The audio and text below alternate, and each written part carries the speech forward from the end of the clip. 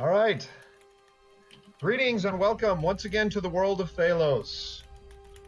we have been been off and on for a little bit with conflicting schedules, but we are able to meet this evening. Now, at the request of the players, I was asked to give a recap of the last couple of sessions. So, way back when they were down in the sewers and they had found the enclave of the vampires, the party had initially split. One half of the party went back up to the surface to try and get some help, while the other half followed Duncan down into the cave with the vampires. They found the entrance to the cave that had been broken into from the sewers. They entered the area and found a lookout vampire. They got in a fight with him. He after wounding him, he transformed into a bat and flew off. So they continued down through this cave and they found a herd of swine, and they determined that these pigs were most likely the source of food, the blood food for the vampires that lived down here.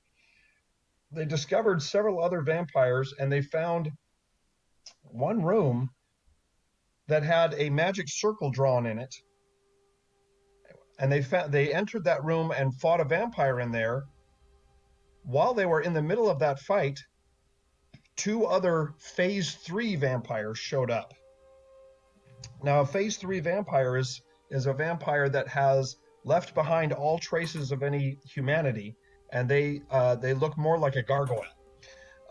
They are very powerful, and they are insatiably aggressive for fresh blood.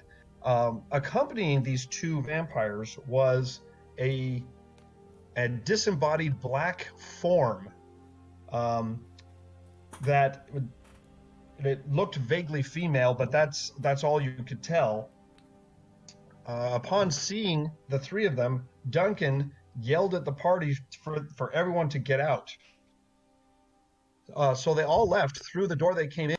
Marcus turned around and froze the door shut, leaving Duncan in there with the three of them. So they don't know if Duncan is alive or not. The last thing that Marcus saw before he sealed off the door, it looked like there was an angel in the room with Duncan, but he didn't know what to make. He felt really bad. He felt like he had left Duncan to his fate. The group backed out, took the herd of pigs with them, and went back to the surface. Now, collapsing the cave. I don't think you ever agreed to collapse the cave or not. No, so we I think never you did. left it open. Yeah, we never collapsed it. So you left the sewers, taking the herd of pigs with you, only to find the tavern that you had been staying in on fire. The Salty Dolphin was completely engulfed in flames. And then Grug, the proprietor of the inn, was out in front. He had dragged Jacob and Brian out into the street, but the two of them had already been burned far enough that they were dead.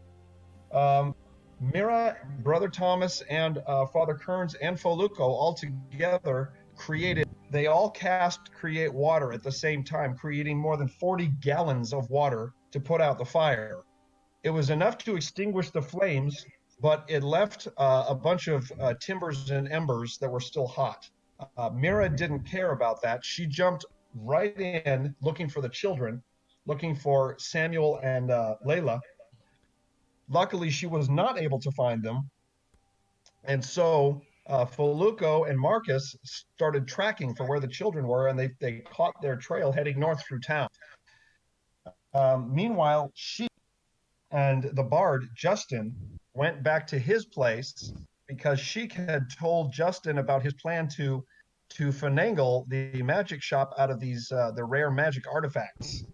Justin didn't agree with his ploy and suggested an alternative course of action. Justin went to his house and recovered what he called trophies, in a large sack. Those trophies have not yet been revealed. He did bring them to the party, and he claimed that they were things that he had collected in his travels, but things that he could not use, and perhaps the rest of the party could. Meanwhile, the rest of the party split up, half of them tracking down the children, the other half going over to the mage's tower to try and convince the mage, the high mage, that the vampires were real. The party tracking the children came upon a vampire on the north end of town in full broad daylight. This vampire looked like half of the bones in his body had been broken. He was obviously dead.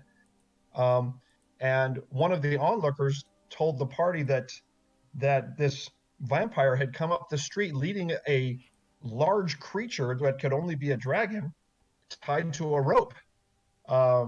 This creature had swatted him against the building and killed him instantly, and then wrecked another building on the north end of town as it flew off. After some searching, they were able to find Samuel hiding behind a barrel. He confirmed the onlooker's story, said that there was some sort of creature that had killed the vampire and then flew off. So they took the vampire's body over to the mage's tower to give further evidence for their claim that there were vampires below the city. The high mage finally believed them that there were vampires in the city, and came to the conclusion that the city needed to be evacuated. Sir Squeaks made several performance attempts and ended up failing in an attempt to mime his communication, and ended up getting a few of the mages on high alert, and so he left the tower before he got hurt. And I think that's where we left off. Is that correct? Just about. Poor All right. Poor interspecies communication. Poor, yes, and poor performance checks, I'm afraid. And we return now to Port Sheridan.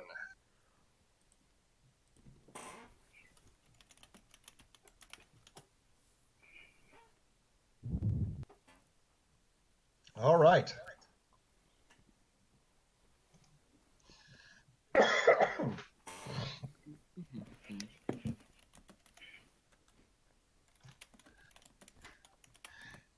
At the temple to Orleana, Father Kearns and Brother Thomas stand at the gates, discussing their immediate plans with each other. In another part of town, at the Mage Tower at the School of the Arcane, Marcus and Justin, and I think one other, and Loosefang, that's right, are standing at the Mage Tower, having convinced the Mages Council that that there were vampires in the city, and the directive to evacuate the city was decided upon. Now the mages will need to go to the county government to convince them of the same.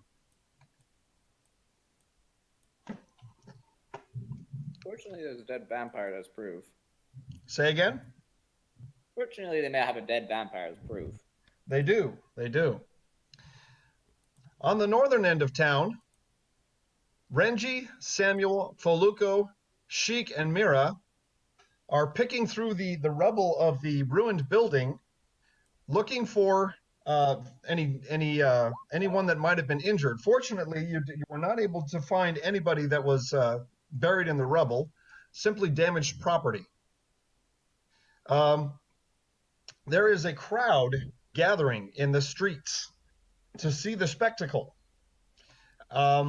There is talking going back and forth about what could have done this, what could have caused this. Obviously, the creature that did this is no longer here, nor is the vampire.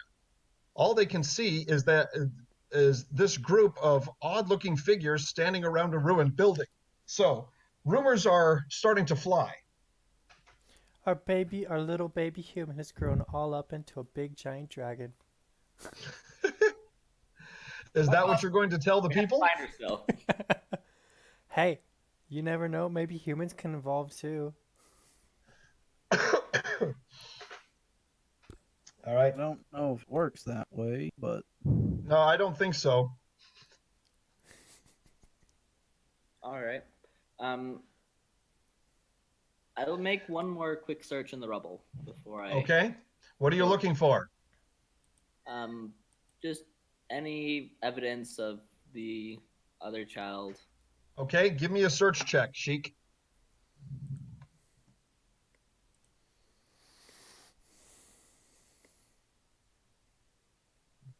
I mean, might as well be thorough before we move on to looking in other places.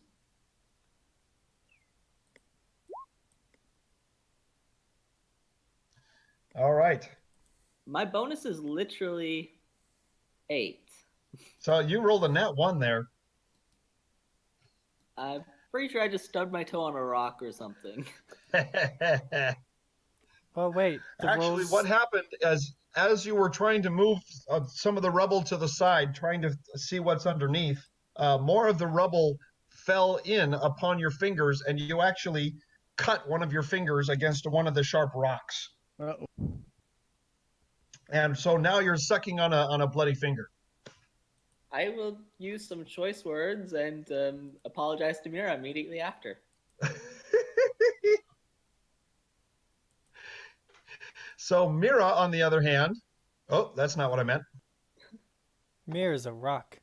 No, Mira is right there. Mira, on the other hand, is joining you in your search, and she will also make a search check.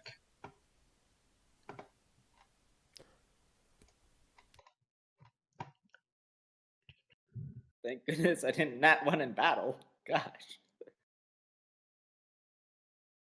Wow. Okay, Mira, let's have you do the searching from now on. Did Roll20 get an update? Mira Because things shakes- look differently. Mira watches your antics, Sheik, and she shakes her head and then reaches down and reaches down with both paws and lifts a broken chunk of rock, and she says, "Here, look at this." She shows you a chunk of rock that is about 10 inches long and about 3 inches wide. But clearly etched into the side of this rock are some deep grooves that could not have come from breaking the rock apart. They're regular. There are 4 of them, and they're regularly spaced apart, as if claw marks. The claw marks are each about 3 inches apart. So whatever made these claw marks was something quite large. So Mira, she says, well, she goes over to Foluco and she holds it up to you and she says, well, these look like claw marks. What do you make of it? I'm not as experienced with dragonic kind of animals and Ha. particularly. Okay, Foluco, do you have knowledge of nature? If you don't Uh, have knowledge of nature, then you're in the wrong class. I do. Give me a second. You're gonna have to like briefly sum up what you just said. I was like doing something. Oh, did you miss what I said? Yeah, Marks, and we're wondering briefly. What kind of thing could make it? So Mira, she pulled up a piece of rock from the ruined building, piece of stone that's about 10 inches long and about 3 inches across, and there are deep grooves in this chunk of stone, each about 3 inches apart from each other, but they're regularly spaced. And the grooves are each of them about between a half inch and an inch deep. These could not have come from breaking apart of stone. They're too regular. They look like claw marks. And so she's holding it up to you to see if you can figure out what these might be. It looks like an animal did this. But if an animal did that, that would have their paw would have to be a good, foot across just for the paw size. Plus, you have to have claws deep enough to strong enough to gouge stone to begin with. Who? A what? we would have to. It has to be a creature with claws strong enough to gouge stone, anyways. So yeah. Very true. Very true. And Samuel actually joins in curiously, and he pokes his nose up over the stone to take a look. And then he draws back as if he's realizing that maybe he put his, he wasn't supposed to butt into that. But then he looks at that, and then he looks up at you guys, and he nods, and he says, "Yeah, that was it. That it scratched.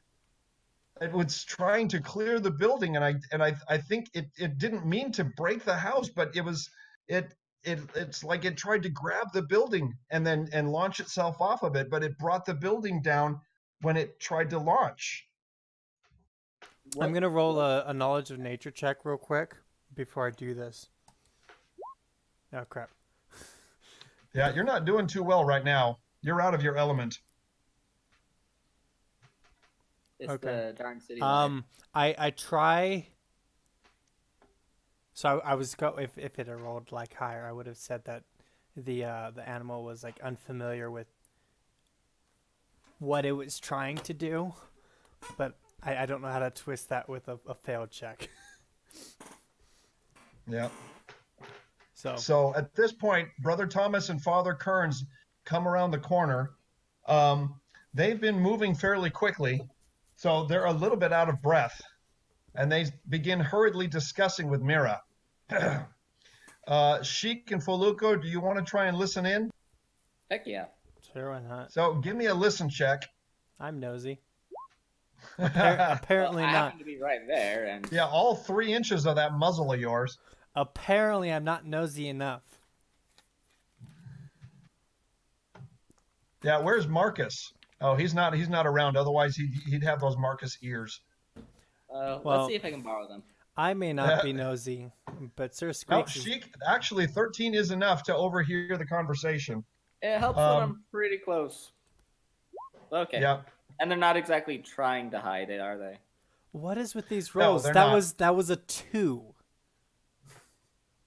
Rolled a 2 right, plus a what? 14 on Sir Squeak. Well, Sir Squeaks has got those radar dishes for ears.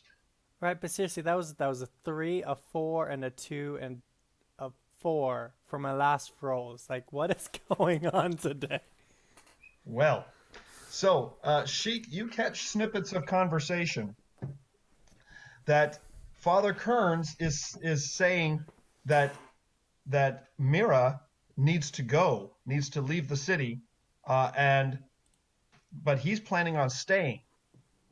And Mira is arguing with him and telling him that he can't stay if she's not going to leave him behind here. She is convinced that the city is about to fall apart. That the proverbial heck is going to break loose. Heck. And Father Kearns he just shakes his head and he's saying that he needs to stay, but you can't catch exactly why. Meanwhile, back at the School of the Arcane, Back at the ranch. Marcus Justin- is on Discord text, by the way. what is? Marcus is on Discord text only right now, by the way. Why Yes, is that? that's correct. He is Okay. listening to our conversation, but he can't speak because he's at work. Mm-hmm. If he has free Wi-Fi, he can tune into the stream. Yeah. Well, I'm not sure you can sit there and watch a stream while you're working. No, I think he said he wanted to listen, but I don't think he should do anything more than that. If he's at work, he should focus on his work. You know what I mean? So Justin has finally convinced one of the mages at the mage tower to look through his bag at the items that he's carrying in his bag. Loosefang and Marcus, the two of you, can see that Justin and it's actually Jonathan, the guard that was with him, that was with the group down in the sewers. The two of them are discussing with each other some of the objects that are in the bag. He actually has, you can see that he is examining 2 different wands and a small crystal orb that's about 2 inches across. And then there is There's also a pair of goggles. And finally, there is what looks to be a jeweled dagger. Not to be nosy, but what you got there? Justin looks up at you and he grins mischievously, and he says, "Oh, these are just trophies, things that I was able to amass through my adventures. I had them hanging on the wall or in display cases. I can't use these things, but I'm hoping maybe some people in the party can." Well, as for those glasses, I think you're supposed to put them on your face. Have you I've tried tried that? putting them on my face quite a few times. I don't know what they do. Oh, I don't think your head's that yet. I bet. Oh, you're at a mage tower. See what they do. That's one reason why I try to get people's attention. You guys are too busy paying attention to a vampire and a dire bat. So he turns back to Jonathan and he says, "What do you make of these?" And so Jonathan actually takes the goggles in his fingers, puts them to his eyes, and then brings them down and looks at him again. And he says, "I think I see the problem." And he brings it over to a table, and he stretches out the goggles with the headband so that it lays flat on the table. And then he looks at it closely, and then takes a wand from the pockets of his own robes, and he starts fiddling with the goggles. And you could swear that it looks like he's tinkering with a screwdriver, except the wand is not actually touching the goggles. And what is this screwdriver After you a few speak of? moments, he nods in satisfaction and puts the wand back in his pockets, and he returns it to Justin. He says, there were two problems. One of the lenses was out of alignment, and it was out of charges. So try it now. Actually, no, don't try it now. It's only got 3 charges on it. But you put those on your face, then for anybody who puts them on their face for about 5 minutes will be able to see the true nature of anything. See through invisibility, see through illusions, whatever. 5 minutes, you'll see true nature. Oh, please After don't. 3 tries, though, they'll run back out, and then you'll have to bring them back to get recharged. They can't just work on their stamina and get re-energized. Well, if you can find someone to recharge them, it takes a true seeing spell. That's a pretty high-level spell. Now, these wands over here, we could have them examined, but the best way in my book, the best way to figure out what a wand does is to just activate them. I'm not going to do that in here, though. We're under the anti-magic shell. Then how were you able to tinker on them goggles? Oh, I'm a guard. I have an exception here. However, with a wand, there's no telling what it's going to do. If I'm not going to be firing off a fireball inside the tower, you know what I mean? Yeah, that wouldn't be too good. Shoot it upward. Or underneath I'm going to one of fire your it into close the friends. high mage's office. Yeah, that's going to go over really well on my report card. At any rate, I recommend you go try these two wands. Now, Before you continue, Marcus asks the head mage what we must do to evacuate the city. The head mage has already left. He's gone over to the county courthouse, and he's talking with presumably to talk with the government, the city government, to try and convince them that the city needs to be evacuated. I think that he'll get back to us.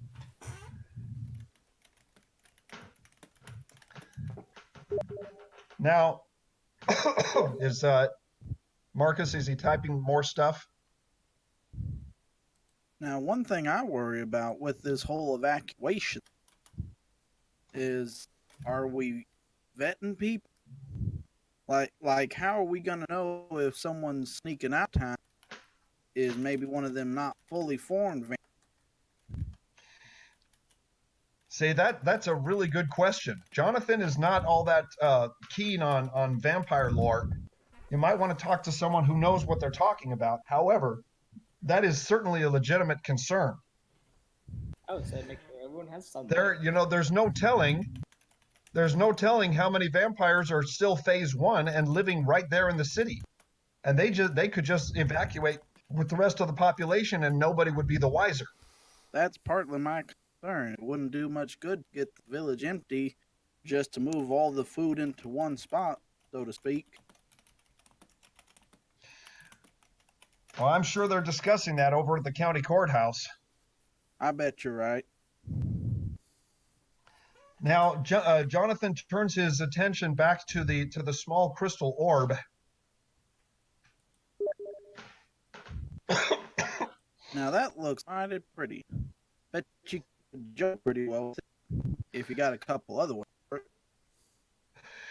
Justin turns to you, Loose Fang, and he winks his eye and says, "You've got more bard in you than you think."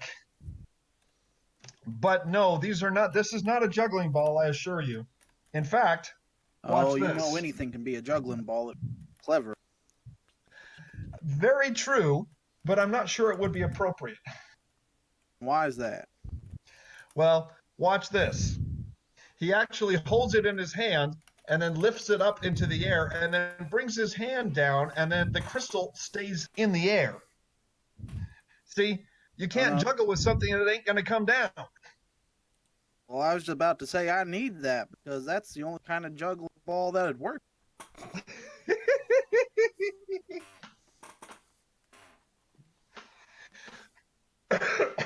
Now, see, now Justin turns back to Jonathan and he says, "That's all I've figured out what it'll do."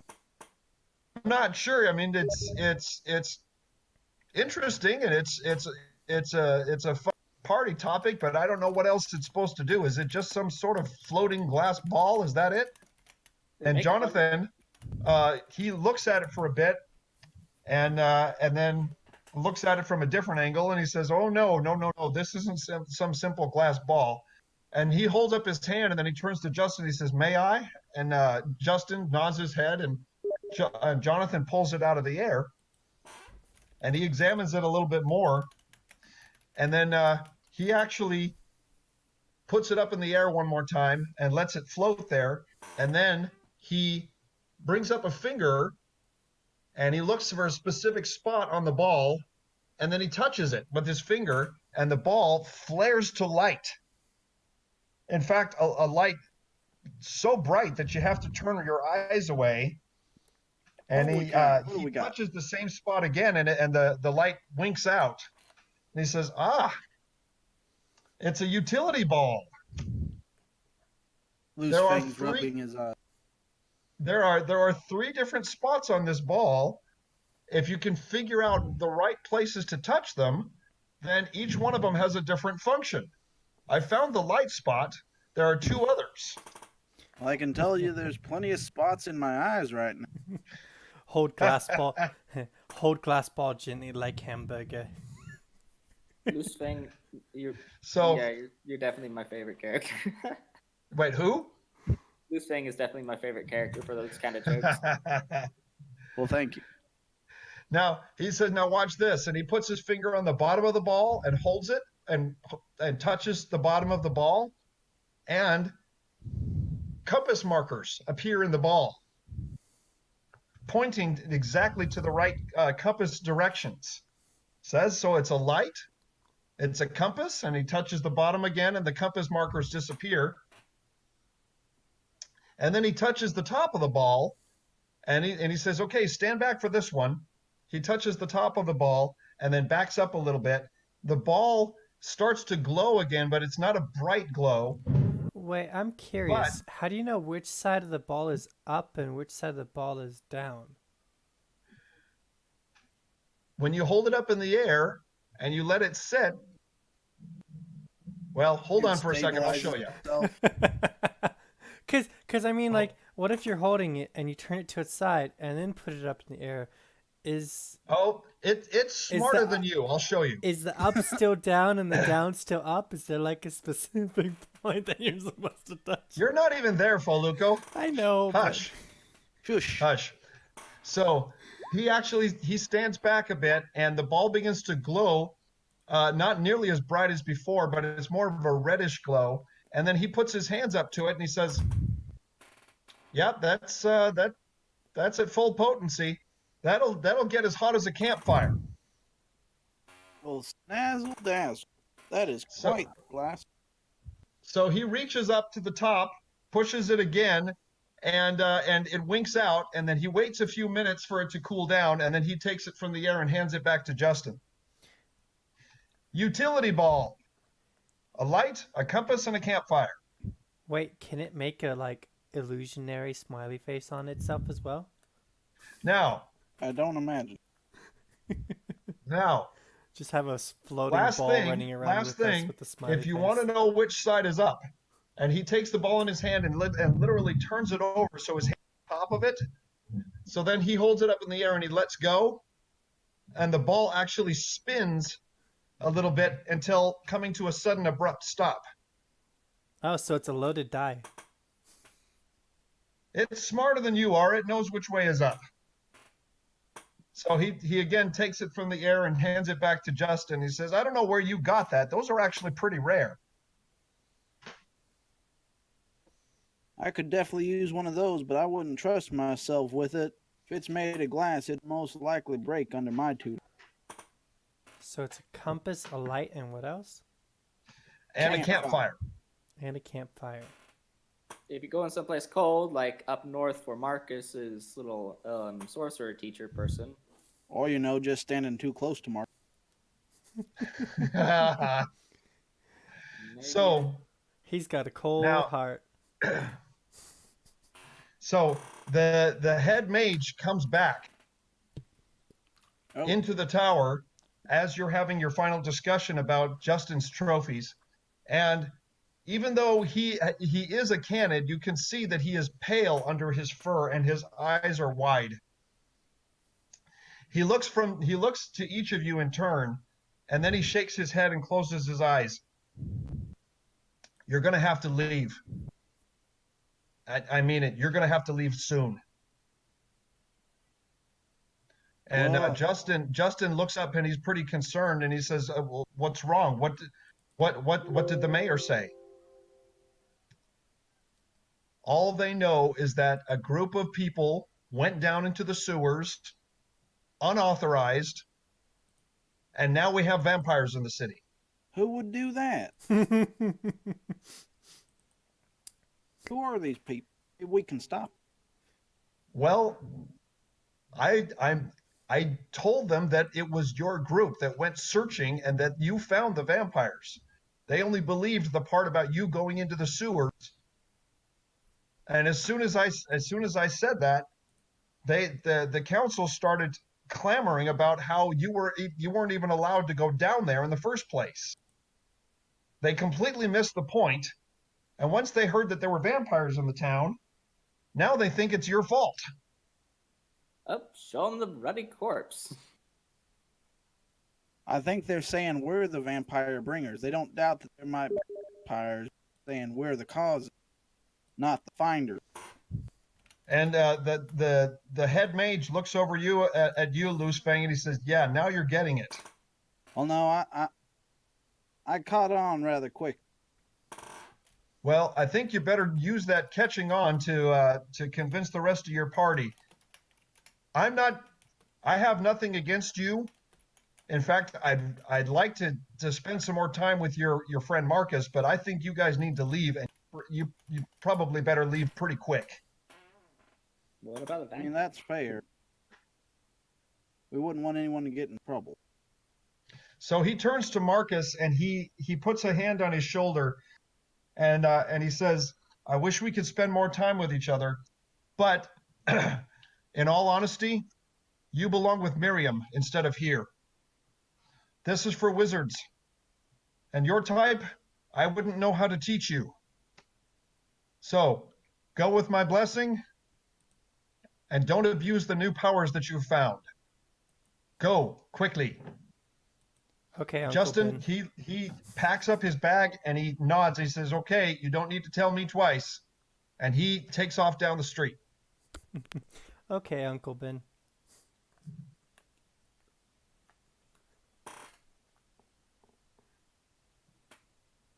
All right. Hello? Hello? Hello? Can you hear me? Yep. All right. Everything okay? Yeah.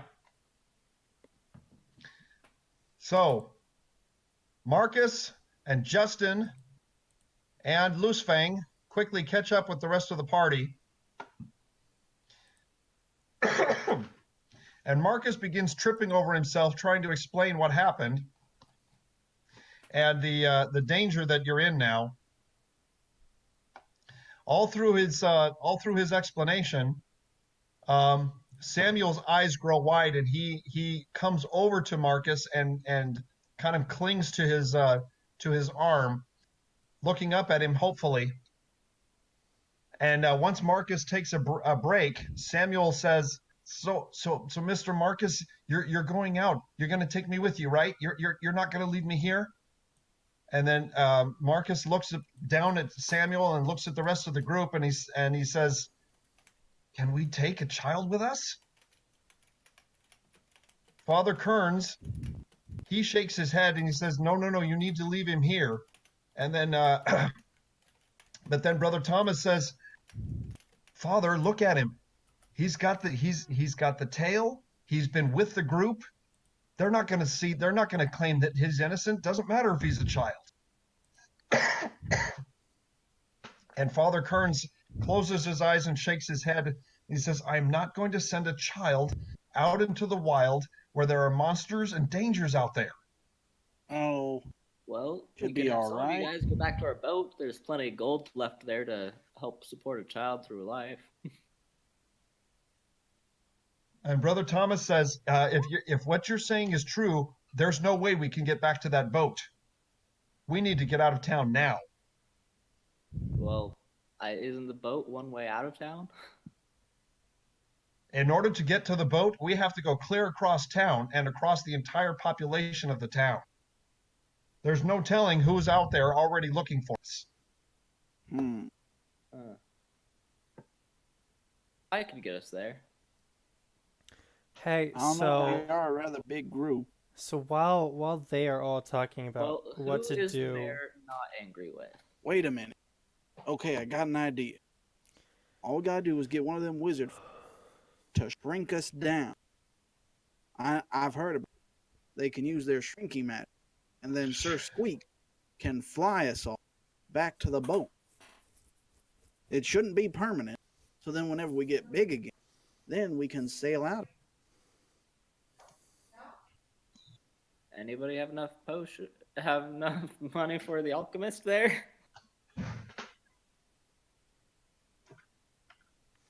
I don't all agree with my plan at once. Yo, Tarek. It's creative. Yes. Chat. All right, let me head over to the chat and take a look. No, not Discord. Oh, chat, sorry.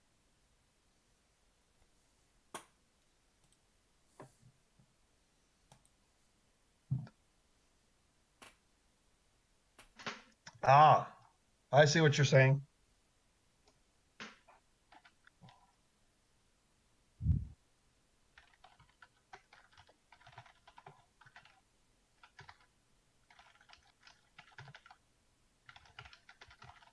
You don't have to type it.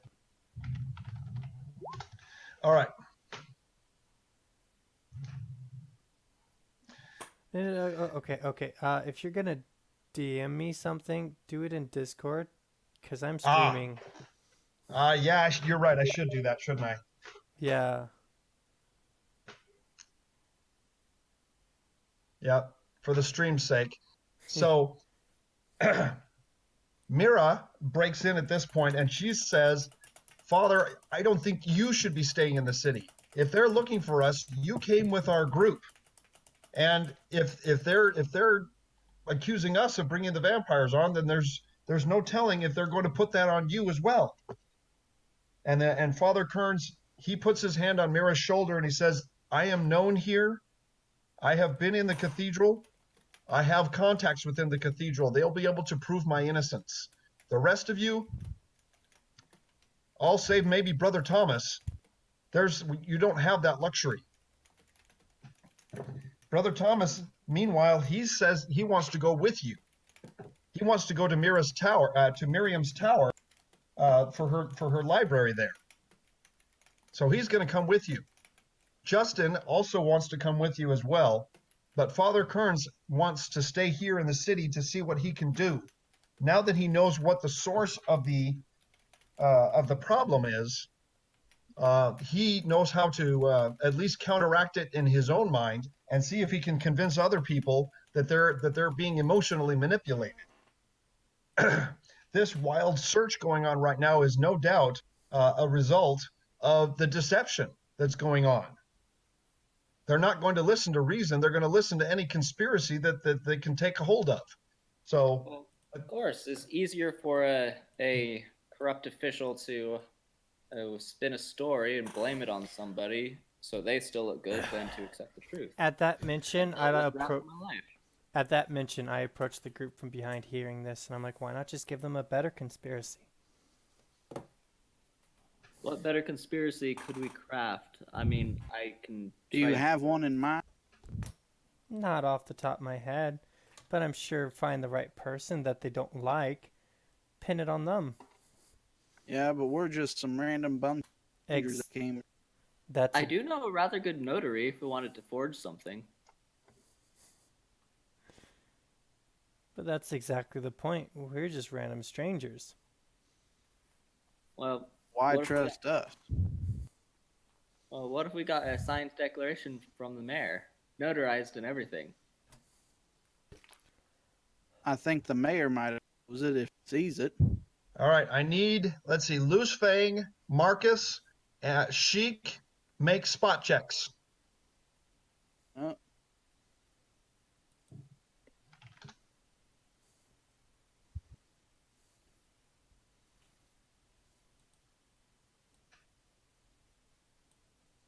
So I'll make a spot check for Marcus. Mm-hmm.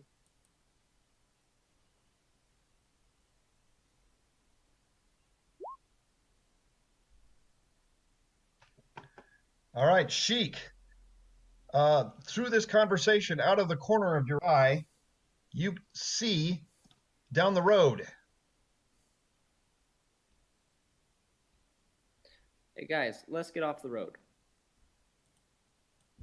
What's up? A couple of town guards who I don't think will be happy to see us. Probably just come to check out the wreck. Father Kearns, anybody who it was clear with Father Kearns, go ahead and stick with him. Anybody who went in the sewers, come with me. We're going to sneak past So this. Justin is going to make a hide check. Nice. Good idea, too. I'm going to make a hide and move silently as well. Dang, Sheik! Woo! Finally!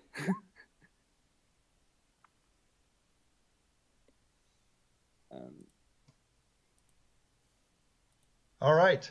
Mira ducks behind the rubble, and Samuel and Marcus also. Marcus is also going to make a hide check.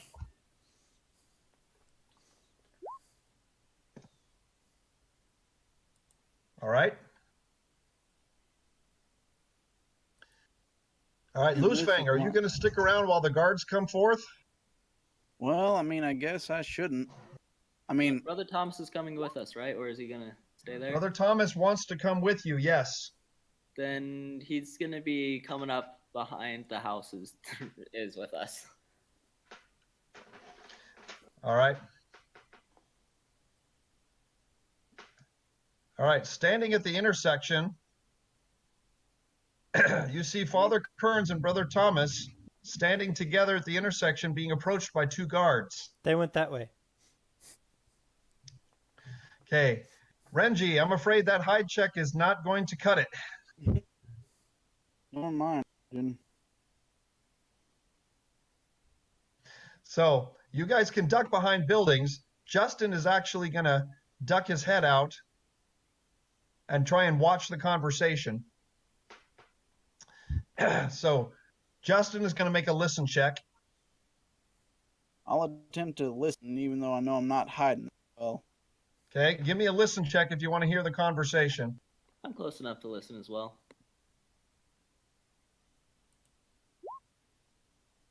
Let's do that listen check.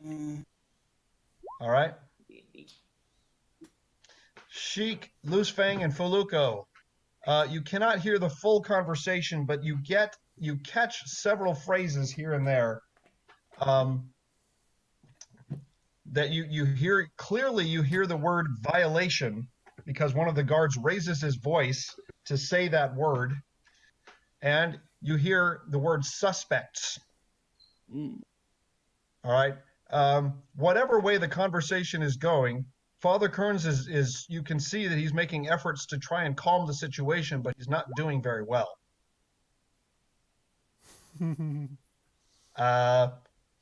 Well, you think you hear that. I'm not sure that's actually what you heard, but that's what you think. No, I don't think that's what I actually hear at all.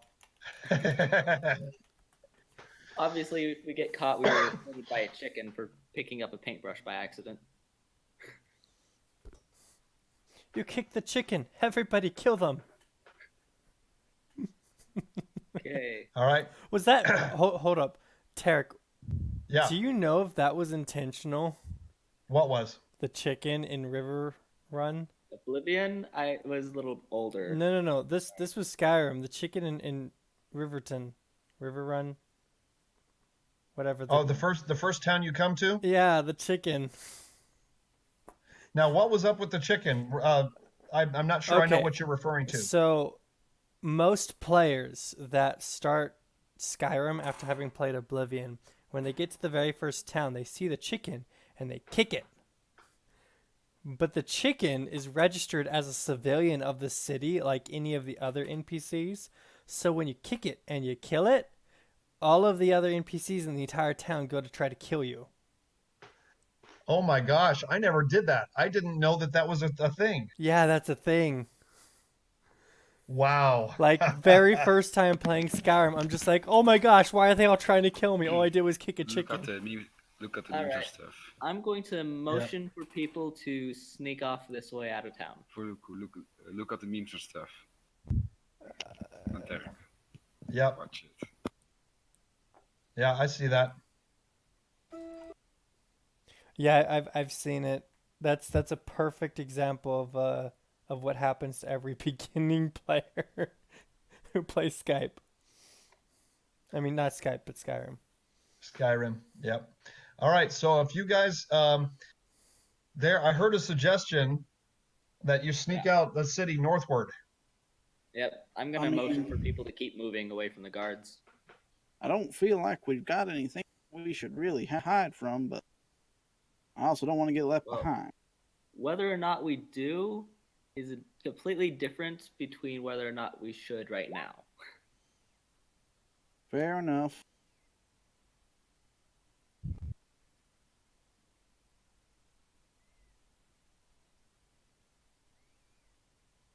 Looks like the guards are going in the other direction. We have a moment.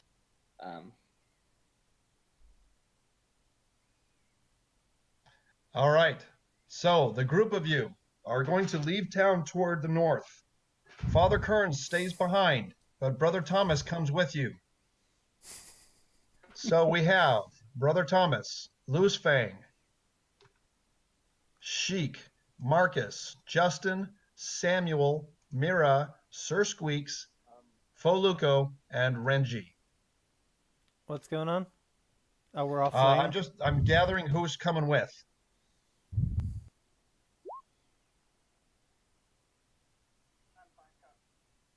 Now, Renji, I think your piece, what happened? It is. I clipped out of the map. I saw that. There you are. Okay. Wonder how. I just tried. No, don't do that. Don't do that. I'm trying to get everybody selected. Yes. Sorry. It's just. Someone saying hello? Yeah, it's Marcus. I heard someone saying hello. It's Marcus, but he's super quiet. Ah. Shalom. Something about taking Samuel with us. Yes, we are going to. Samuel is coming with you. The argument was that A, he was seen with the group, and B, he's got a tail. He doesn't fit in with humans anymore. What about Layla? Layla was nowhere to be found.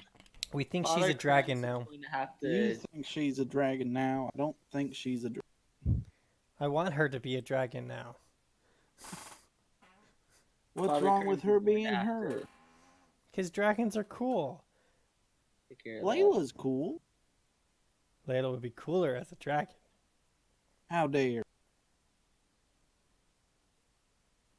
Well, if Layla's a dragon, she can cook her own hot dogs.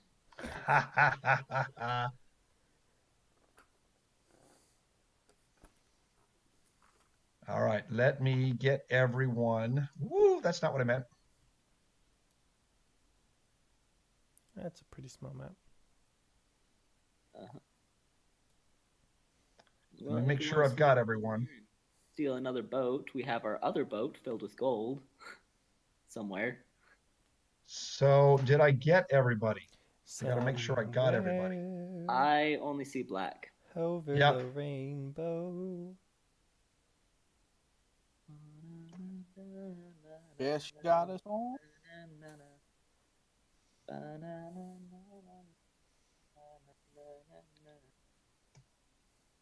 How did we go from somewhere over the rainbow to paint it black?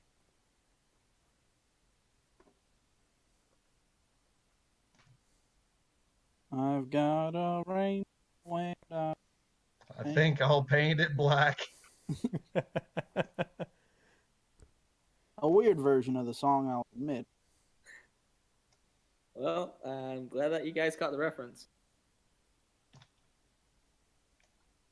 All right. So are we still being chased by guards? It might have been over the rainbow, but it wasn't over. As far as I know, we exited the town safely. At the moment, you do not think that you're being pursued by the guards. Brother Thomas and Father Kearns were able to calm the situation enough that you were able to slip away without them noticing. I just think that we have to wait a little bit before we could even come back to the city. And I hope that they all survived their vampire epidemic. So what's going on at this moment? So we're outside of the city. You are outside of the city. You have emerged onto the northern Sheridan Plains. Can you show us where that is in relation to the map? Yes. North of the city. Well, yeah, but... Opposite us.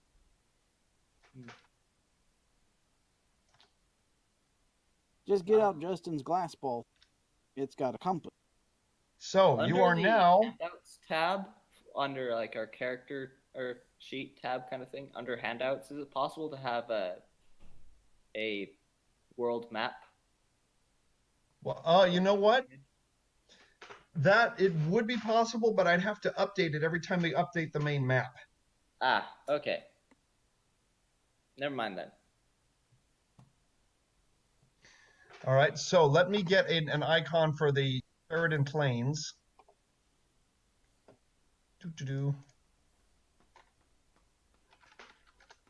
Great, now you have Paint It Black stuck in my head.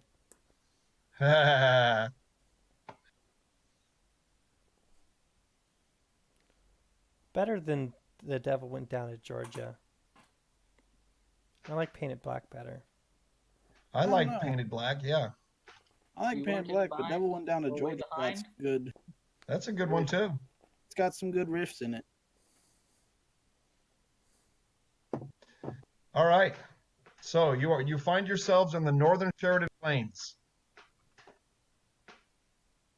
Looks surprisingly like the southern.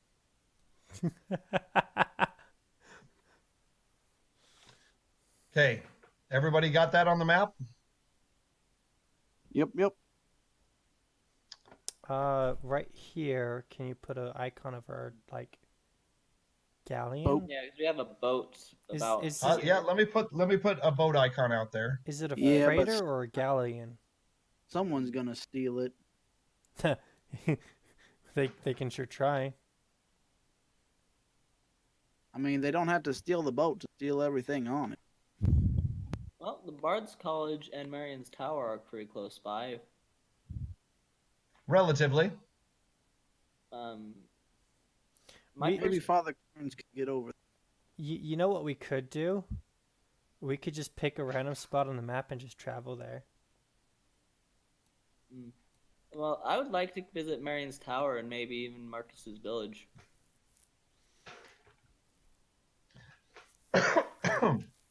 The watering hole in the desert looks like that'd be a lot of desert to go through. Yeah, that's. I mean, I could get through there as a druid, because I could create water, and I've got endure elements, but I don't know about you guys. I can create water. Comes right out of my port. Yeah. Well, Marcus is voting Marion's Tower. Yeah, sure. Why not? It's pretty close. Anyway. Relatively close. Relatively. All right.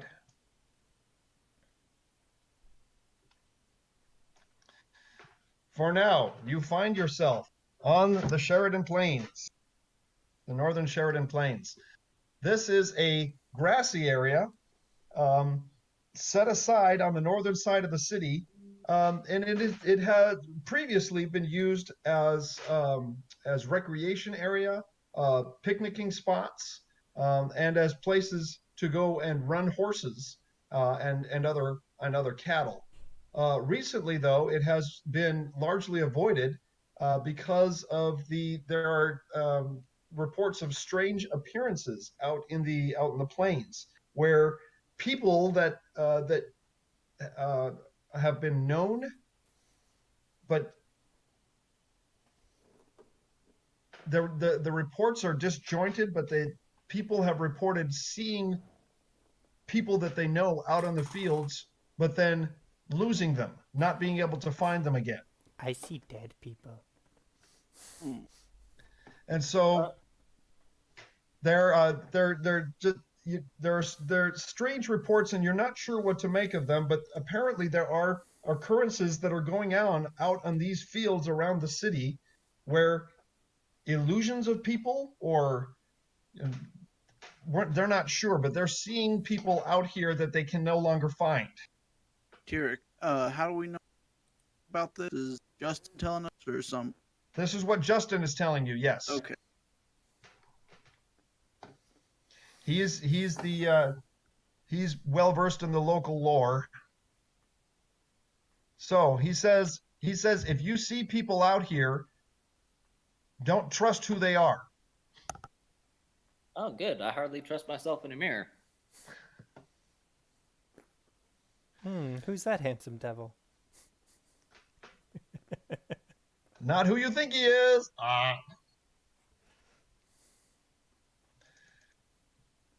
So, it is getting on to the later afternoon. Where are you going? Where are you guys wandering off to? All right. I'm headed north. One moment. Let me get something here. Just a second. We need to head northwest. Presumably, yes. Well, we need to get through the field first, I suppose. But once we make ourselves enough distance from the city, then we need to go to the... Ranji, where are you going? Did you climb that rock, or? All right. Well, All right. I'm going to bring people back. So I'm sorry about the fuzziness of the map here, guys. That's all right. Oh, Planes you are moved. I'm moving you back. Oh. Into the discovered area. So if you want to discover an area, you can move to the edge of that area. Like this. Yes, there you go. And then we'll reveal more. That's an edge of an area. Nice, Renji.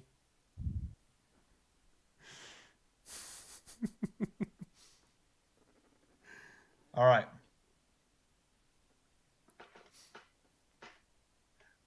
None of y'all like the suspense. No, they don't like the being constrained.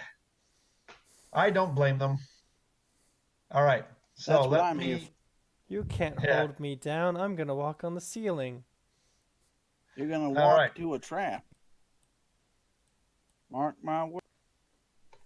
So the rest of the party cautiously follows. Justin cautions you. It is getting on to the evening, and it will be dark soon. We have a ways to go if we're going to go to Miriam's tower. We probably don't want to wear ourselves out. Did any of you bring any food with you? I've got good berries. I always keep a couple rations on me.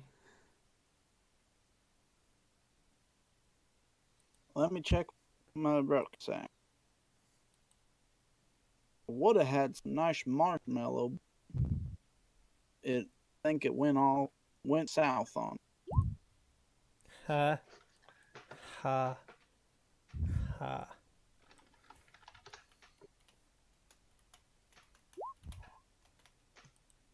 Hold on for a sec. I'm bringing up an icon.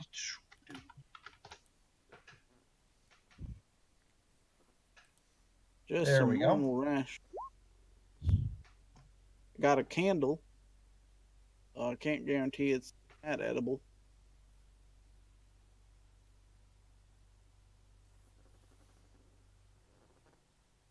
Oh, look. Oh, a guard. So, hello, fine sir. Standing out in the field, you can see one of the guards that was patrolling the streets before. He turns and looks at you, but says nothing. Simply examines you and then walks off. Bye. Have a beautiful day. I'm going to yell at him. We're going east. Have fun.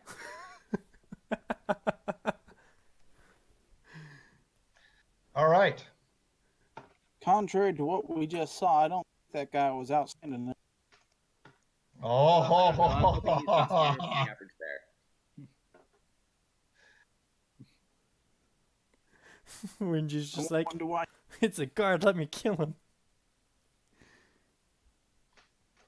You can only kill a guard after you've auto-saved first. Everyone knows this.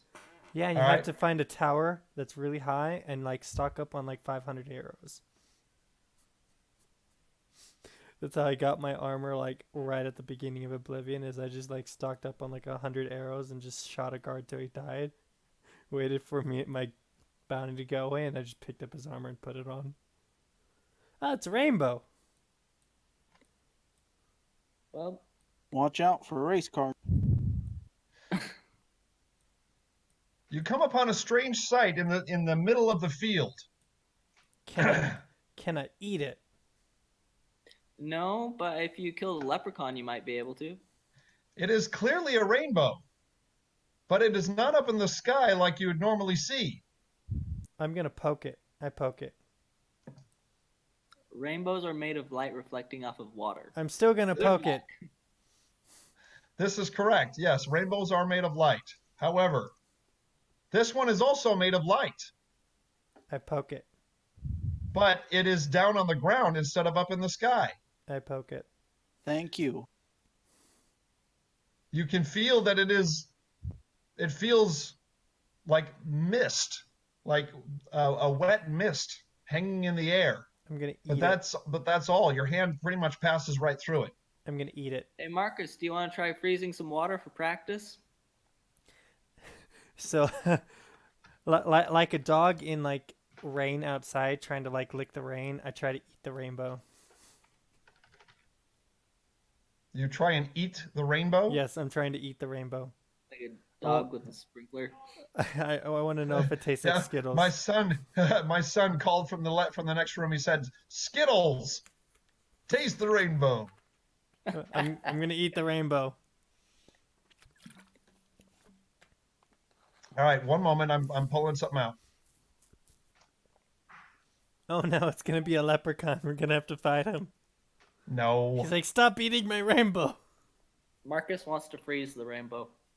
Okay, you're Marcus. You're gonna try and freeze it. Oh, cool. Ice practice. Yeah, freeze the rainbow so we can like eat it. Justin is actually examining it rather curiously, and he says, "This doesn't make any sense." Let's eat it. Oh, wait, sorry about that. I'm moving characters that I shouldn't be moving. Well, everybody's probably up close to the rainbow right now. Anyways, we did just see a guard whose whole purpose in life is to capture us. Maybe he set up a trap, and we should just go. All right, hold on. I'm revealing more area. Rainbow. Either that, or it's the Rainbow Bridge to Valhalla. One of the two. Ooh. All right, Renji, you have come upon yet another guard. Marcus, quick, freeze the rainbow so we can walk to Valhalla. I thought we were going to tower. Nah. Asgard's way cooler. Who's going to Valhalla? The I don't Rainbow even know where Bridge. that is.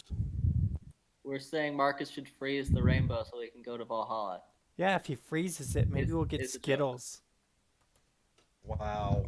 We can make a monopoly out of this, bro. We can freeze part of it, sell it, and then come back and freeze part of it and then resell it.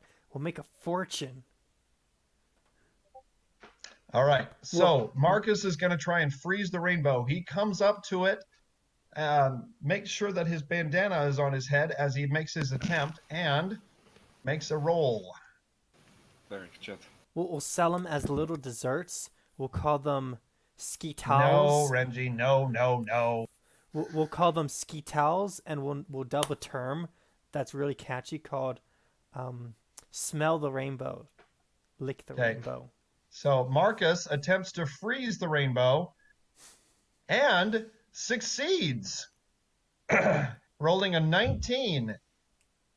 And with his +4 with the bandana, he gets a 23. Awesome. So a 2-foot length of the rainbow freezes in place and suddenly drops to the ground, breaking off from the rest of it. I grab part of it and I eat it. Okay, it is frozen solid. You can't eat it. It's like a large chunk of ice about 2 feet across. Then I'll chew on it. So, meanwhile, Renji is trying to talk to the guard. The guard, meanwhile, observes you and walks away, saying nothing. While I'm eating the rainbow chunk, what does it taste like? It tastes like ice water. Cool, I continue eating it. There's a sack or something over here. Oh, cool. Hey, Renji, get back here. You're gonna... Oh, boy. Luca, what animal are you? I'm a wagon. Like a one-trick pony. I'm going to ready my bow and yell at Renji to get back here.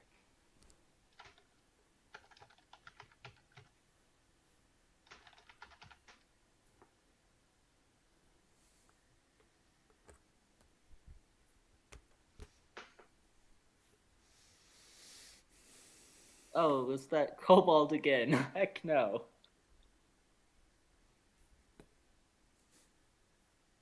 All right. So, it is a rather confusing sight. You see people that you have seen before, but they say nothing, and they do not interact with you. They're simply walking through your vision and disappearing. Bye. Have a beautiful day. God. Okay, guys, I don't like it. I say we get out of here quickly. And, oh my gosh, can I shoot him in the face again?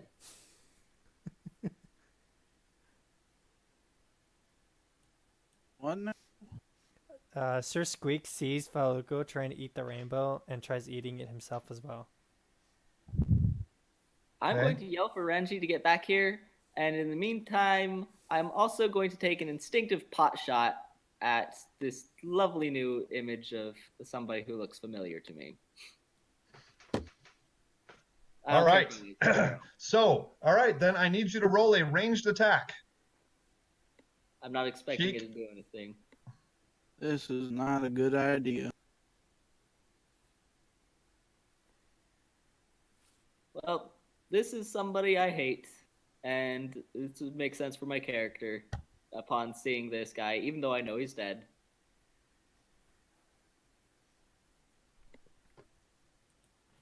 Woo! Chic! Dang! What a wasted roll. All right, hold on for a second.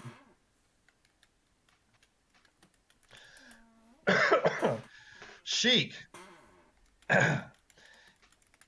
So you are firing an arrow kitty corner in that direction. I'm sorry, I don't understand what you're saying, Renji. He needs to roll again. It's perfect. I realize that. We'll get to that. Just a moment, okay? Yeah, I know the guy is dead, but I still hate him enough that I'm going to shoot an arrow at his face. All right. So, Sheik, you take perfect aim with your eyes narrowing in hatred, and you loose your arrow, and it flies true, hitting him straight in the chest and going straight through and impacting the ground on the other side. He seems unaffected. Rainbows. However, after a moment, his image shimmers. Ooh, can we freeze him and eat him too? I'm going to yell for someone to cast Detect Magic. And it becomes an amorphous blob of mist and fog. So, Detect Magic, FYI, doesn't tell you what magic is being used. It only tells you if magic is being used. That is correct, yes. Well, it still would be useful to know if this is somebody casting magic or if this is just the field playing tricks on us. I mean, the field could be too. Okay, Foluco, at the other end of the rainbow, you encounter a large, white, puffy mass. Ooh, is it a marshmallow? Can I eat it? You think so. Awesome, I eat it. So you do lean over and take a bite, and it is fluffy and sweet and gelatinous. So yes, you are quite confident that it is a marshmallow, although slightly 3 feet wide. Awesome. I stuff a bit of it in my pocket with the sewer marshmallow that I have down there too. So you're going to take a sticky glob of marshmallow and stuff it in your pocket. Well, I already have a sewer sticky glob of marshmallow down there. My. You have no idea what I'm holding. All right. I say we keep going north. All right, Foluco. Oh. You know what else I'm going to do? Foluco, I need you to make a reflex saving throw. 1 second. Go. Reflex. All right. Being startled, I grab the marshmallow and I throw it at the cloud. Throw it where? I throw it at the cloud. I throw the marshmallow at the cloud. The fluffy little cloud. Indeed. Can you guys see? Okay, can you see the name of the cloud? Yes, Fragment of False. Right, okay. As you reach your arm to throw the mass of marshmallow, a jolt of electricity comes from the fragment and burns into your arm. Reflexively, you dodge out of the way, but not before taking the half damage. So I will roll for half damage. Okay, so you take 6 points of damage, of electricity damage, before you dodge out of the way.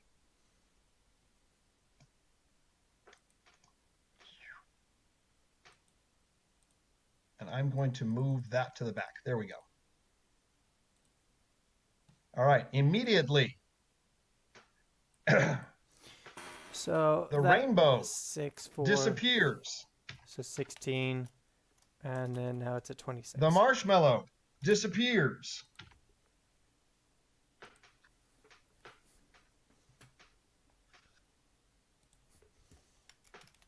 All right. And what was that roll for, Foluco? Cure minor wound. Oh, you're casting Cure Minor Wounds? Well, at this point, I need you guys to roll initiative.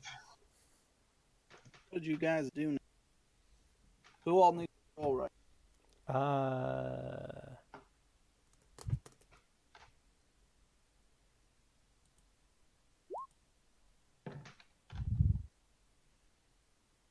I don't think it works like that. Let's see. If I open up the initiative window, I see Renji is in there a couple of different times. So let me hang on for a sec. Can I still make one last spell throw before we start combat? You're going to need to wait for your turn. Oh, dang. That's what happened.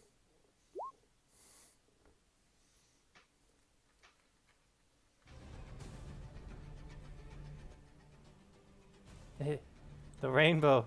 It was a trap. It's a trap. I warned y'all. It was a tasty little rainbow. Oh, remember that was... All right, I am going to roll initiative for Mira.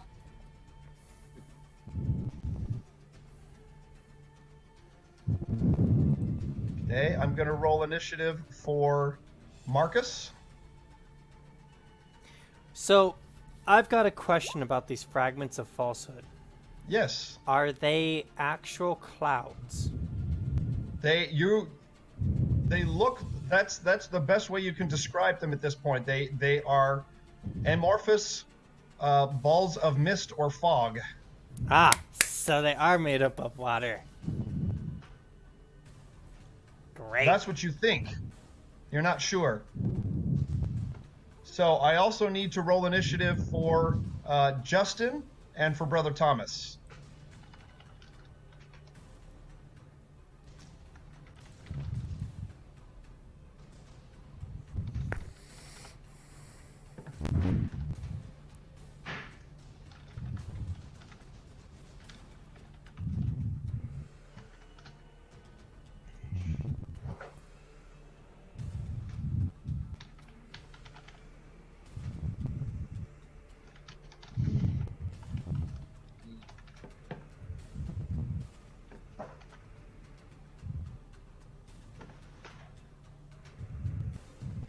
All right.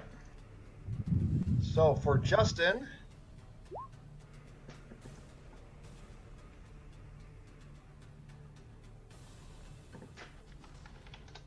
for Brother Thomas. Oh wait, I rolled a D8 for Justin. Never mind. Let me change that. That's better.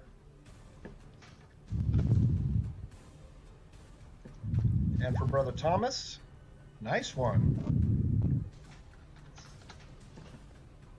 Samuel. Oh, wow. Hey, welcome to the back of the bus, Samuel. That's okay. We're just saving our best weapon last.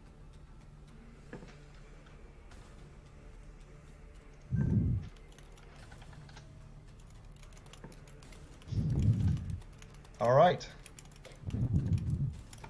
Let's organize that list. And it looks like Justin is going to go first.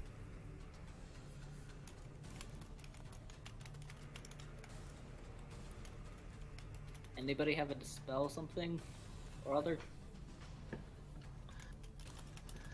All right. So Justin takes a sidestep. And he yells to the rest of the party. They're not solid. You can't hit them without magic. You don't say. And from his belt, he produces a short metal rod. It's about 1.5 feet long. And he says, "This is all I've got. I hope this works."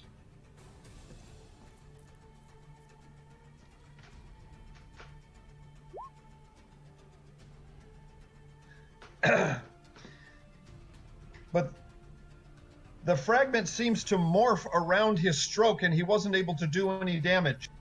Brother Thomas, meanwhile, runs up, and he says, gather round, I can't hit everybody just at once. Got to get closer first.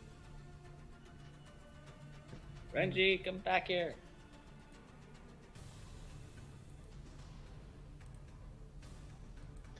All right, so Renji, it's your turn.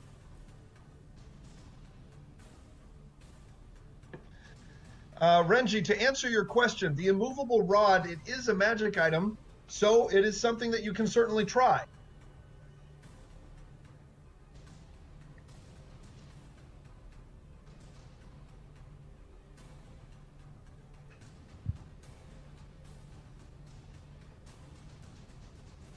All right, I got that, Marcus.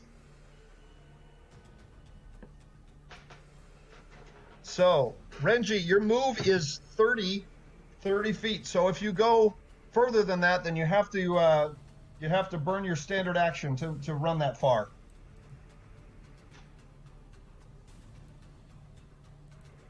All right. Yeah, that puts you 40 feet away from Brother Thomas. Yeah.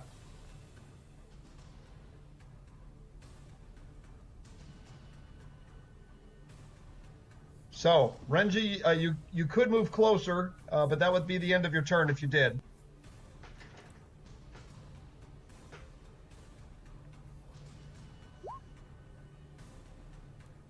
Okay, you're going to shoot.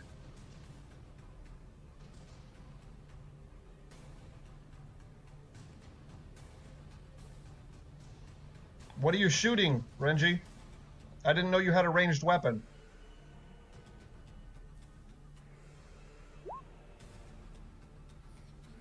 Oh, breath attack. Got it. He's going to do his acid attack.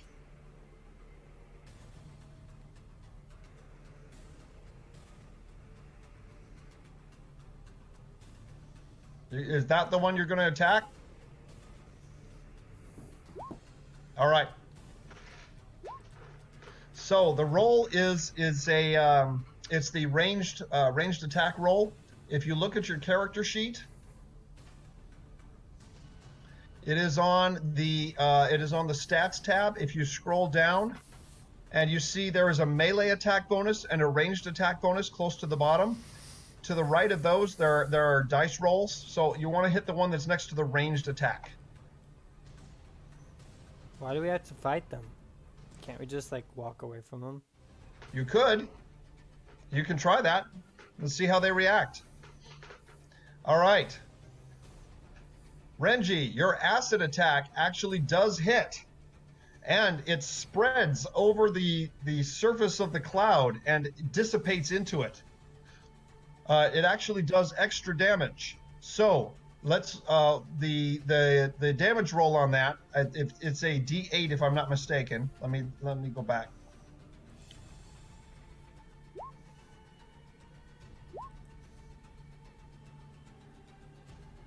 Okay, let me look. Breath weapon. Acid stream, it's a 1 die 8 damage. No, there's no roll to avoid. If you hit with that roll, then it does hit. So roll a D8 for damage. Okay. Dang. But since since it's an acid attack on these guys, it does extra damage. So it actually ends up doing 5 damage instead of just 1. Holy cow. Question: if someone were to cast a spell that's area of effect, give me some lemon. Would it affect the caster, or is the caster immune to their own spells? I'm sorry, say that again, Foluco? Are casters immune to their own spells? It depends on the spell. Most of the time, no, they're not.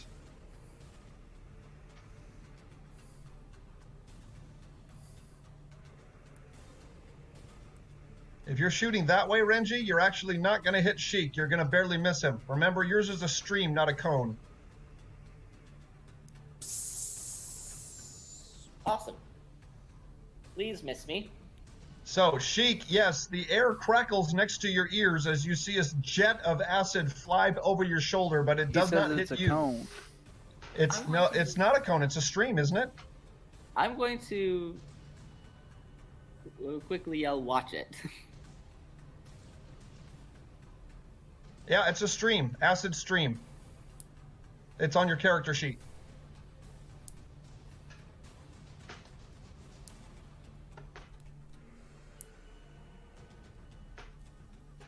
Cool music. All right, Sir Squeaks, you are up. Sir Squeaks backs off a little. So 1 second. He's going to protect Mira, because he's a chivalrous little bat. Okay. Mira, meanwhile, she puts away her dagger, realizing that normal weapons aren't going to do any good here. Cast her magic stone spell.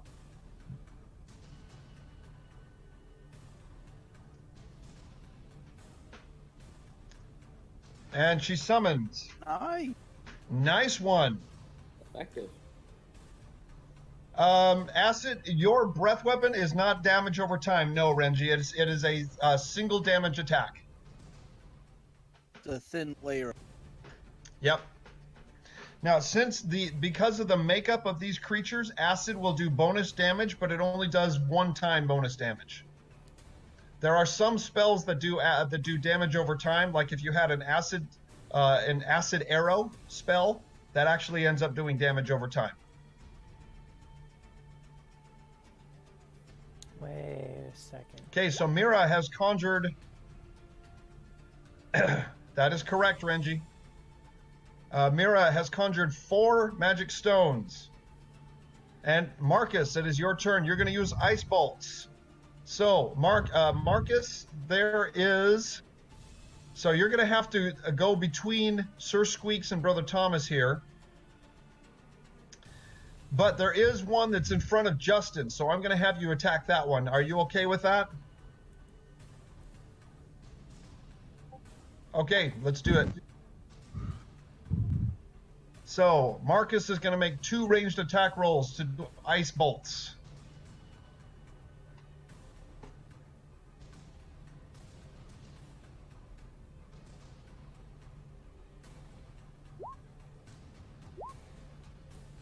Not bad. Not bad at all. In fact, both of those hit. Very cool. Way to go, buddy-o. Nice job, Marcus. So, let's take a look. 1d6 plus 1 damage for each one of those ice bolts. Let me roll that.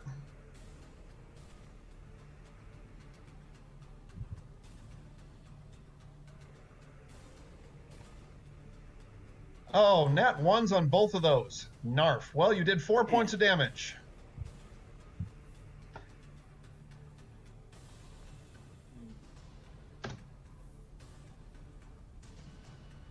Okay, Sheik, what are you going to do here, buddy?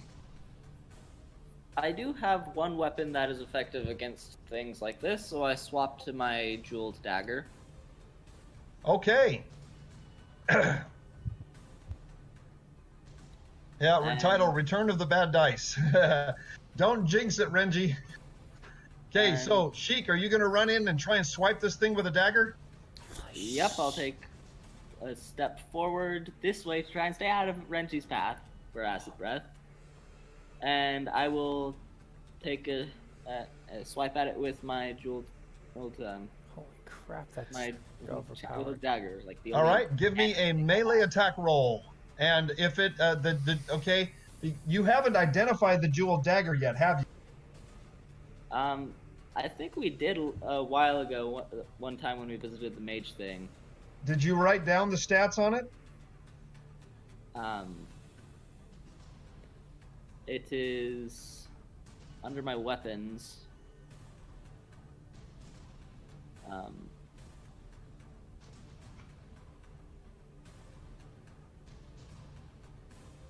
Mostly.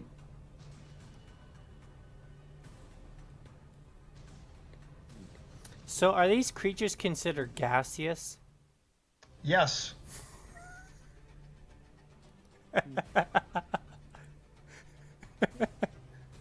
You're laughing. I'm laughing. You just discovered something? I did. So we're going to have to wait till your turn, but I know. you're going to reveal something big. Additional 1d6 damage on sneak attack. Ah, okay. So it is magical, so it will hit, but there is no attack bonus. It just does extra damage on sneak attack. Okay. So give me just a regular melee attack.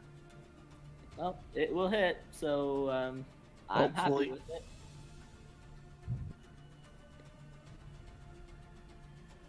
Thank you, enchantment. I'm going to need to use that sneaking thing on it later. And there's no point in trying to use 2 weapons right now because I only have 1. So. Believe it or not, that is barely not enough to hit it. Dang it. It seems rather nimble for a gaseous morph. Morph? Morpha. Do you, Nanu? I canoe? Canoe? No, Nanu.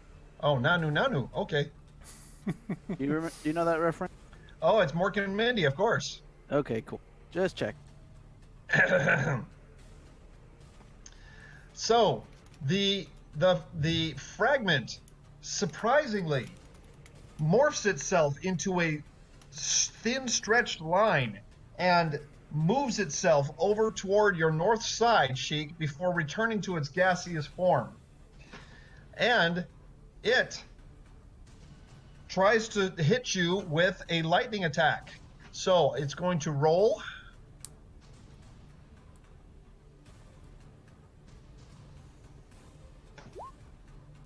All right, but it was unable to strike you. He took a 5-foot step, Renji. It avoids the attack of opportunity.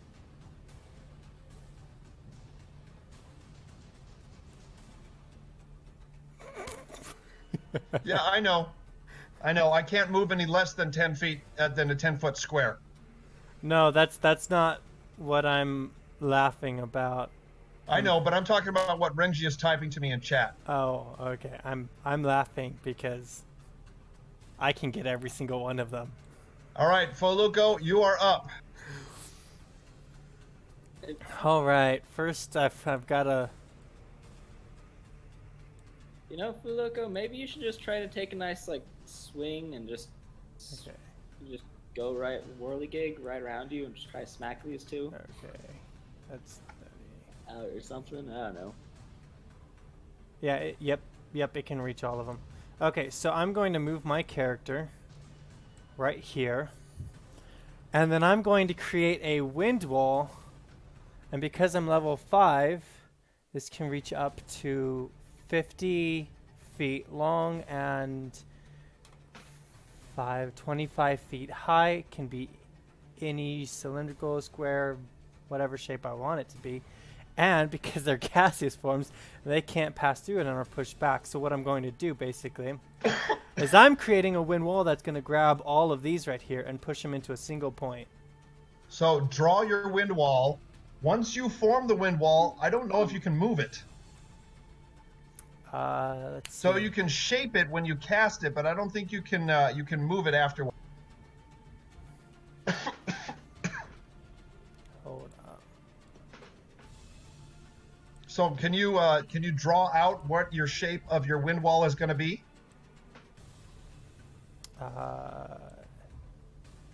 Give me a moment.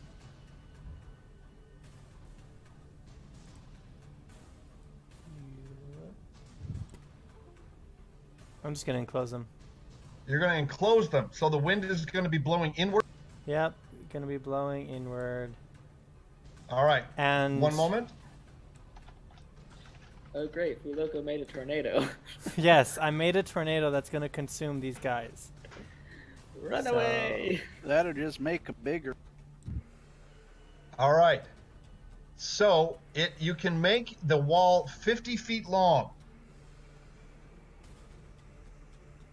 Bit more than 50 feet. All right.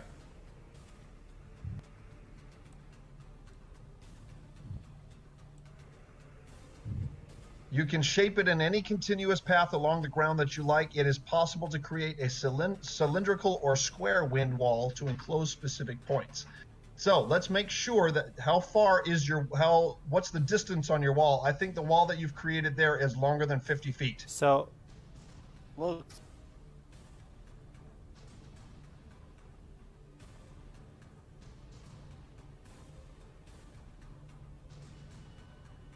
50 feet long.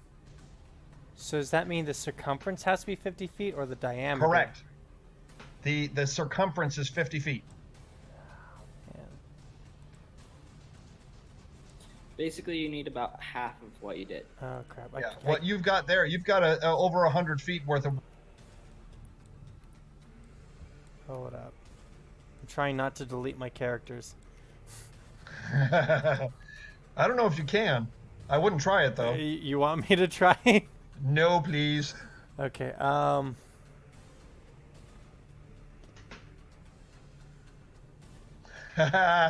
don't think so, Renji.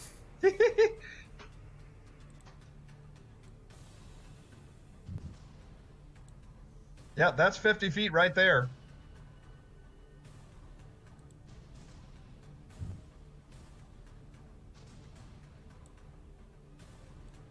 I will accept that. So it's blowing to the east? Yep. All right. So these creatures will not be able to pass through it. And if you pass through it, you will be blown forward into them. Yes, but any arrows shot towards them, which doesn't have any effect on them, would also go at an increased speed. Yes, yeah, I'm going to delete your arrows here. We all assume that it is blowing in an easterly direction. Yes. Well, we now can run away if we want. Now, Foluco, as you are casting that spell, you also receive an attack of opportunity. It's standing next to you. You what? Wait. Oh, wait. I moved more than 5 feet. Spell. Yeah. Okay.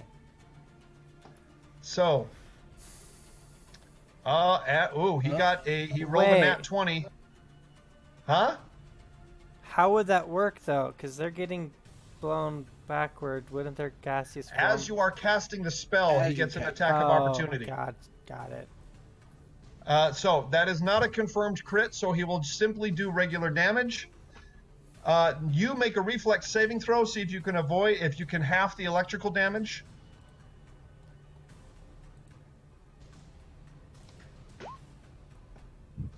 Nope, that is not enough. You will take the full damage. One moment. I already did it. With my light. I'm sorry, what was that, Loose Fang? I just said me without my lightning rod. I'm such a grounded person, it wouldn't hurt. Indeed. Okay, Foluco, you have taken 9 points of damage. Oh, 9? Yep. There it is. You are now down. You are now. No. I already did. I was at 26, so 9 would be. Yes. The first hit, you took 6 points of damage. Wait, there was then a second? 9 more. What? You didn't say there was a second. No, I'm saying the first time when you were trying to eat the marshmallow, it came up and attacked you. Yeah, and that's when I used Cure Wounds, and I got up to 26, so 9 would put me at 17. No, you said you wanted to cast the spell. I said you needed to wait for your turn to cast the spell, so you never actually cast Cure Wounds. Yeah. You never said that. I actually did. You said, can I cast Cure Wounds? I said you need to wait for your turn. No, you asked me, what did I just do? Yeah. And then you explained it, and he said that you had to wait.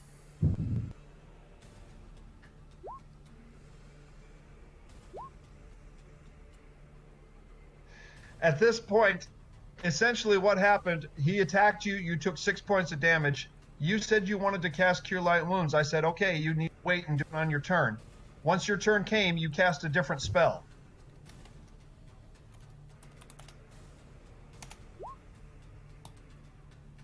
Then I'm at 9. So, yeah, actually, I thought you were at 10, but... No, I was at 16. My roll for Cure Minor Wounds was 10, which put me up to 26. But apparently that never happened, so I was at 16. 9 points of damage puts me down to whatever number. Okay. Math. 16. All right. 9. So if you were at 16 and you took 9 points of damage, that would put you down to 7.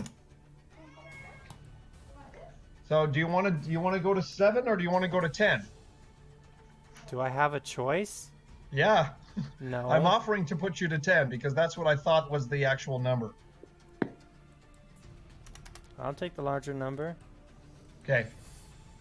All right.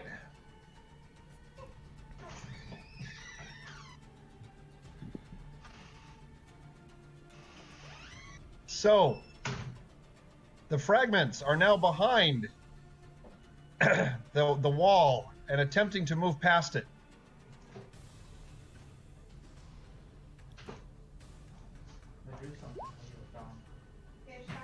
Stupid spell. So it'll give you guys some time to prepare. Loose Fang, what are you gonna do? All the times for life give me lemons, do it now so I can have some of that acid. Squirt lemon juice on my fists and then that acid, right?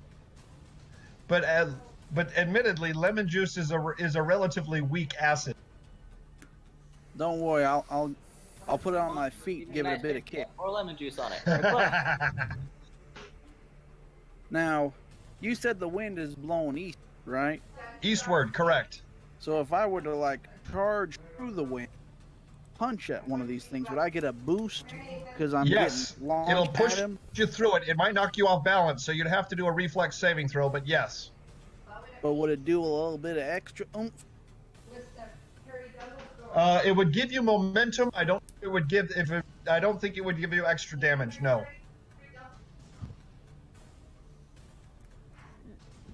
Seem to be a lot more fragments. Alrighty, well, My phone is already down. how thick is the wall? Like, if I were to move here, can I punch through it, or? It's actually 2 feet thick. Luckily, I got to. Yeah, you've got 2 feet or 4 feet if you're down on all 4. True. So if I get down, then I have 2 extra feet to hit it. That's true. I've been, when I was a kid, I'd sing that song, I Hope They Call Me on a Mission, when I've grown a foot or 2. I always thought that meant I'm growing more feet. So would I be able to punch through this wall or no? The reach of your arm is more than 2 feet, yes. Alright, I will do that. Now, you are correct, Renji. Once this round of combat is over, we're going to have to call it quits. Alrighty. And I can't, correct me if I'm wrong, but I can do my flurry of blows, because that requires my movement as well, right?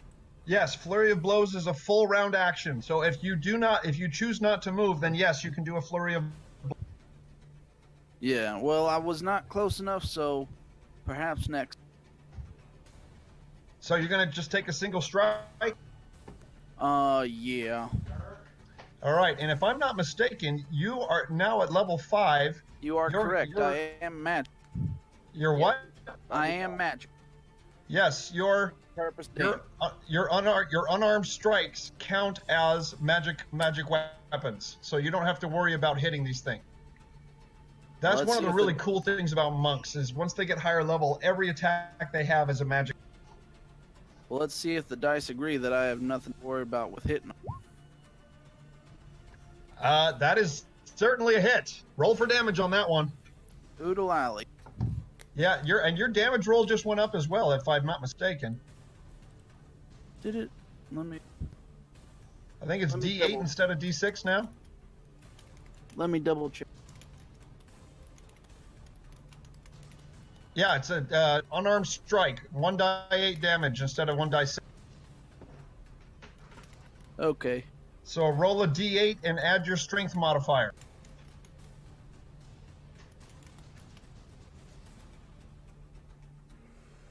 do D8. Please tell me you roll an 8. If he gets an 8 and gets a full 10 damage on this thing, that would be very impressive. But I'm afraid that's not to be. Get ready to get your hopes down. Although 4 points of damage is better than a kick in the shorts. Though I think I would have preferred to kick this guy in. Might have done more damage. Perhaps, yes. Okay, Samuel takes this opportunity to back away as much as he can. And with that, the round ends and we go back to Justin. And it is now past 9 o'clock and we need to bring this session to a close. On the plains of Sheridan, you encountered fragments of falsehood trying to deceive you by taking on the forms of people that you do or do not know. But once their forms were revealed, they attacked you, and you're still yet to determine why or where these things are coming from. Wait, was one of them the rainbow? What? Was one of them the rainbow? Yes. So wouldn't that one, shouldn't it have taken points of damage when Marcus froze it? You know, that's a thought that I hadn't considered. Let me consider that. At this point, the stream will come to an end, and we will continue this next week. Same bat time, same bat channel. Thank you for joining us this evening. Oh, I get it, because we got vampires. Ah. Yep. Bye. Well, thank you very much. Good night, folks.